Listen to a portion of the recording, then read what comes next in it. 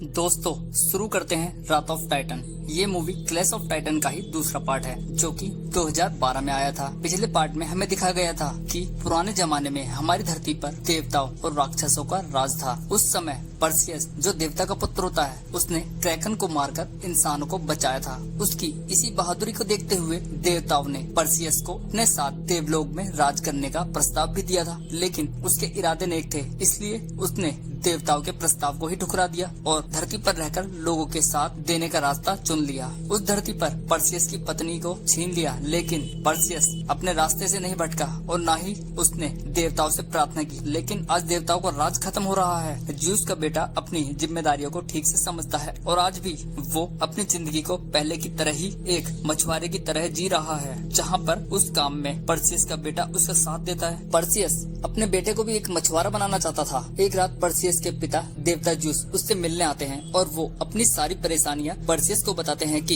इंसानों ने हमें पूजना बंद कर दिया है, जिससे हमारी शक्तियां कमजोर हो रही हैं। केवल उन्हीं की प्रार्थना ही हमारी शक्तियों को बढ़ा सकती है। अगर इसी तरह से हमारी शक्तियां खत्म होती गई तो हमारी पृथ्वी पर सारी की सारी रचनाएं खत्म हो जाएंगी। पृथ्वी पर कोई भी इंसान जानवर जिंदा नहीं बचेगा। तभी अचानक वहाँ एक बहुत तेज भूकंप आ जाता है। ज्यूस बताते हैं अगर हमारी शक्ति ऐसे ही धीरे धीरे कम होती जाएगी तो सभी राक्षस दानव शैतान उस टाटरस की दीवार से बाहर आ जाएंगे, जिस दीवार ने उन्हें रोक कर रखा हुआ है। वो धरती पर आकर आतंक फैला देंगे। उनमें से कुछ तो उस टाटरस की दीवार से बाहर आने भी शुरू हो गए हैं। अगर वो सब बाहर आ गए तो मेरे पिताजी भी उस कैद से बाहर आ जाएंगे, जिससे सारे इंसान मारे जाएंगे। इस लड़ाई में अगर हम साथ लड़ेंगे तो फिर से उन शैतान को मार सकेंगे और अपने लोगों को बचा सकेंगे। लेकिन परसियस के लिए उसका बेटा ही उसकी जिंदगी थी, इसलिए वो देवताओं की लड़ाई में उनका साथ देने के लिए साफ इनकार कर देता है। अब जूस ना चाहते हुए भी वहाँ से चले जाते हैं। इसके बाद जूस अपने भाई पोसाइडन अपने बेटे एरिस के साथ नर्क की दुनिया में जाते हैं। वो अपने भाई हेडिस से मिलने जाते हैं ताकि उसकी मदद कर सकें, लेकिन हेडिस उनकी बात नहीं मानता। वो एरिस के साथ मिलकर अपने ही पिता और उनके भाई पर हमला कर देता है और उन दोनों को बंदी बनाकर नर्क की दुनिया में ही कैद कर लेता है। जूस की शक्तियां बहुत ही कमजोर हो गई थी और वो दो मुंह वाला ड्रैगन परसियस के गांव पर हमला कर देता है। तभी परसियस भी अपनी बस्ती को बचाने पहुंच जाता है। वो अपने पिता की दी हुई तलवार को लेकर उस ड्रैगन से लड़ाई करता है। ड्रैगन और परसियस के बीच बहुत भयंकर लड़ाई होती है और अंत में परसियस उस ड्रैगन को मार गिराता है। लेकिन इस लड़ाई में परसियस भी बुरी तरह से घायल हो जाता है। वो अपने गांव की एक महिला से अपना इलाज करवाता है। वो महिला परसियस को जानती थी। उसे पता था कि वो कॉर्ड ज्यूस का बेटा है। वो परसियस से कहती है तुम्हें देवताओं की मदद करनी चाहिए ताकि इस दुनिया को बचा सको। इस पर परसियस कहता है मैंने अपनी पत्नी को वचन दिया था कि अपने बेटे की हमेशा रक्षा करेगा। फिर वो महिला परसियस से कहती है उस समय हालात कुछ और थे, लेकिन अब समय बदल चुका है। तुम्हें देवताओं की शक्ति मिली हुई है, उनका फायदा अपने लोगों को बचाने में लगाओ। अब परसियस को उस महिला की बात समझ आ जाती है। परसियस अपने बेटे को लेकर जूस के मंदिर पहुंच जाता है। वहाँ वो अपने पिता को बुलाने की कोशिश करता है, लेकिन जूस तो नहीं आते। वहाँ पर जूस का भाई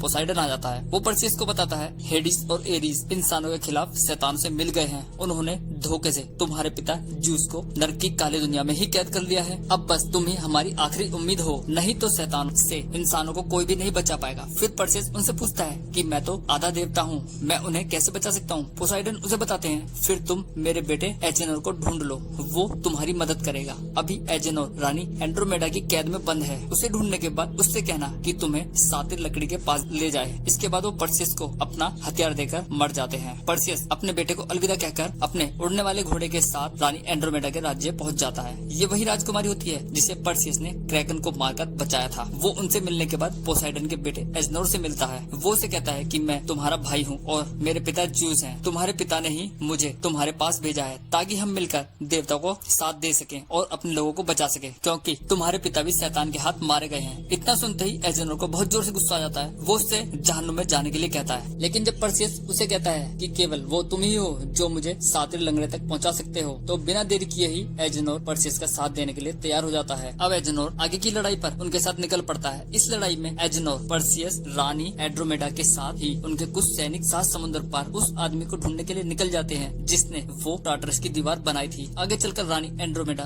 परसियस से पूछती है कि ये कौन है, ये सातिर लंगड़ा। फिर परसियस उन्हें बताता है उनका नाम हेफेस्टिस है। ये वही देवता हैं जिन्होंने पोसाइडन का त्रिशूल बनाया है, हेडिस का दो मुंह वाला भाला और ज्यूस का वज्र अस्त्र बनाया है। इन तीनों को साथ मिलाने पर ब्रह्मास्त्र बनता है और देवताओं ने उसी से क्रोनोस को हराया था। वो केल नाम के टापू पे रहते हैं जो आज तक कोई नहीं ढूंढ पाया है, क्योंकि शायद वो टापू है ही नहीं। अब कुछ देर बाद वो तीनों वहाँ पहुँच जाते हैं जहाँ पर वो देवता रहते थे। वहाँ पहुँचना बहुत मुश्किल था। घने जंगल होने के साथ साथ वहाँ चारों तरफ जाल बिछाए हुए थे। तभी जंगल पार करते हुए एजेनोर एक फंदे में फंस जाता है। अब परसेस एजेनोर को बचाने के लिए उसके पीछे भागता है, लेकिन परसेस के सामने एक बहुत ही बड़ा और भयानक दैत्य आ जाता है। तभी सारे के सारे सैनिक उस पर वार करने लगते हैं, लेकिन वो दैत्य इतना विशाल था कि उसे सैनिक के तीरों से कोई भी फर्क नहीं पड़ रहा था। वो सभी सैनिकों को हरा देता है। अब परसेस अपने पिता की दी हुई तलवार से उस पर वार करके उस दैत्य को नीचे गिरा देता है और उसकी छाती पर खड़ा हो जाता है। परसेस पोसाइडन के त्रिशूल से उस दैत्य को मारने वाला होता है कि उस दैत्य के जैसे और दैत्य वहाँ जाते हैं। वो परसेस के हाथ में पोसाइडन का त्रिशूल देखते ही उसके सामने झुक जाते हैं और उन्हें देवता हेफेस्टिस के पास ले जाते हैं। फिर परसेस उन्हें बताता है कि पोसाइडन मारे गए हैं और ज्यूस को नर्क की काली दुनिया में कैद कर लिया है, इसलिए हमें ज्यूस को बचाने के लिए आपकी मदद चाहिए। केवल वही है जो क्रोनोस को रोक सके हैं, लेकिन वो साफ मना कर देते हैं और ब्रह्मांड के अंत होने की बात करते हैं। इस पर परसेस को जोर से गुस्सा आ जाता है। वो कहता है तुम्हें हमारी मदद करनी ही होगी। हेफेस्टिस परसेस से कहता है पहले मैं देवता था, लेकिन मैंने हेडिस का साथ दिया और तुम्हारे पिता ज्यूस ने मेरी शक्तियाँ छीन ली,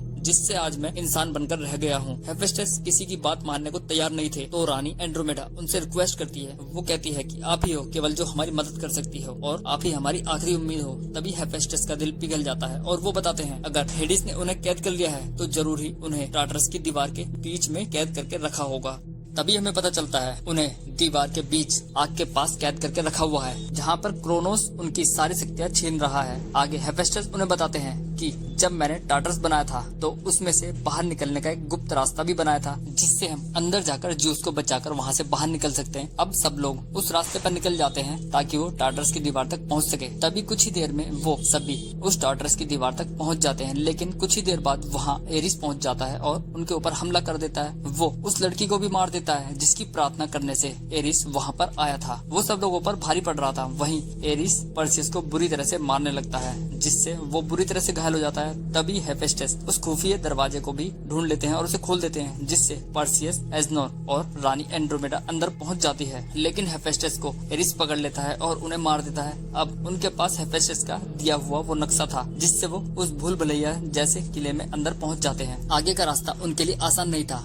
धीरे धीरे किले की दीवारें खिसकने लगती हैं, लेकिन किसी तरह से वो लोग अपनी जान बचा लेते हैं। दूसरी तरफ ज्यूस टार्टरस के बीच में बंधे हुए थे और क्रोनोस उनकी शक्तियाँ चूस कर शक्तिशाली हो जाता है। ज्यूस अपने भाई को नर्क की दुनिया में भेजने के लिए हेडिस से माफी मांगते हैं। हेडिस को भी ज्यूस पर दया जाती है और वो उन्हें माफ कर देता है और उन्हें खोलने ही वाला होता है कि वहाँ एरिस पहुँच जाता है और वो हेडिस पर हमला कर देता है। क्रोनोस की वजह से एरिस इन दोनों की शक्ति से भी ज्यादा शक्तिशाली हो जाता है। एरिस हेडिस को मारने के लिए ज्यूस की शक्ति से बने हुए हथियार को यूज करने वाला होता है कि ज्यूस अपनी शक्ति से उसे ऐसा करने से रोक देता है और उसे कहता है कि तुम मेरे भाई हेडिस को नहीं मार सकते। इतना सुनते ही हेडिस दोबारा उठता है और एरिस पर हमला कर देता है। दोनों लड़ते लड़ते नर्क के गहरी खाई में गिर जाते हैं। इसी बीच हम परसेस को देखते हैं। वो अपने पिता ज्यूस के पास पहुंच जाता है। वो अब बहुत ही बुजुर्ग हो गए थे। उनकी सारी की सारी शक्तियाँ क्रोनोस ने छीन ली थी, इसी कारण से वो बहुत ही कमजोर हो गए थे। लेकिन परसेस उन्हें छुड़वाता है। तभी वहाँ एरिस आ जाता है और रानी एंड्रोमेडा पर हमला कर देता है, जिससे रानी दूर जाकर गिरती है, लेकिन हेडिस उन्हें बचा लेता है। अब परसेस अपने पिता को बचाकर वहाँ से ले जा रहा होता है। तभी पीछे से एरिस हेडिस का हथियार छीनकर ज्यूस पर हमला कर देता है। वो हथियार ज्यूस की कमर में जाकर लगता है, जिससे ज्यूस घायल हो जाते हैं। वहीं क्रोनोस भी अब पूरी तरह से आजाद हो गया था।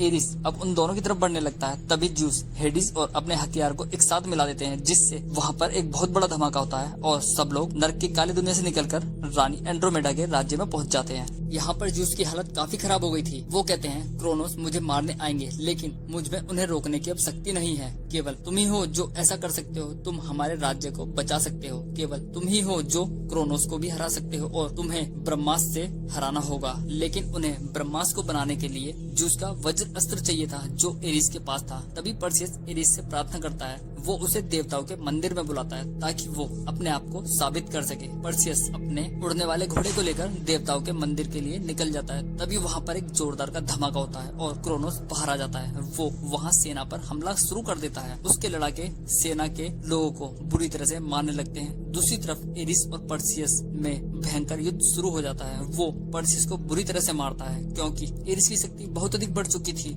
वो उस पर भारी पड़ रहा था, लेकिन फिर भी वो एरिस से जूस का हथियार छीनकर उसे मार ही देता है। इसके साथ एरिस मिट्टी में मिल जाता है और पर्सियस तीनों हथियारों को जोड़कर ब्रह्मास्त्र बना लेता है ताकि वो उस हथियार से क्रोनोस को मार सके। वहीं हम हेडिस और उसके भाई जूस को देखते हैं जो आपस में बात कर रहे होते हैं। जहाँ पर जूस बेहोश पड़े हुए होते हैं, तभी हेडिस उन्हें अपनी शक्ति से ठीक कर देता है और युद्ध में रानी एंड्रोमेडा की मदद करने के लिए दोनों पहुंच जाते हैं। वो दानवों को बुरी तरह से मारते हैं, लेकिन उनकी शक्ति बहुत ही कमजोर हो गई थी, इसलिए क्रोनोस पर उनकी शक्तियों का ज्यादा असर नहीं पड़ रहा था। तभी वहाँ पर्सियस अपने ब्रह्मास्त्र के साथ क्रोनोस पर हमला करना शुरू कर देता है। वो दैत्य बहुत ही विशाल और बड़ा था, इसी वजह से वो सब लोगों पर भारी पड़ रहा था। तभी पर्सियस उस विशाल दैत्य की बॉडी के अंदर घुस जाता है और अपने ब्रह्मास्त्र से उस दैत्य के टुकड़े टुकड़े कर देता है, जिससे पर्सियस एक बार फिर लोगों को बचा लेता है और अपने पिता जूस से आकर मिलता है। जूस उससे कहते हैं अब कोई देवता नहीं मरेगा, बस अपनी शक्ति का सही से प्रयोग करो। इतना कहते हैं जूस पत्थर बनकर मिट्टी में मिल जाते हैं। वहीं हम फिर से पर्सियस को रानी एंड्रोमेडा के साथ देखते हैं। वो एक दूसरे को चाहने लगे थे। इसके बाद पर्सियस अपने बेटे हीलियस से मिलता है। वो अपने बेटे को अपने पिता की दी हुई तलवार देता है और उसे संभालने के लिए कहता है। उसका बेटा भी उस तलवार को संभाल लेता है। मतलब साफ था वो अपने बेटे को योद्धा बनाना चाहता था। जिसके बाद मूवी खत्म हो जाती है।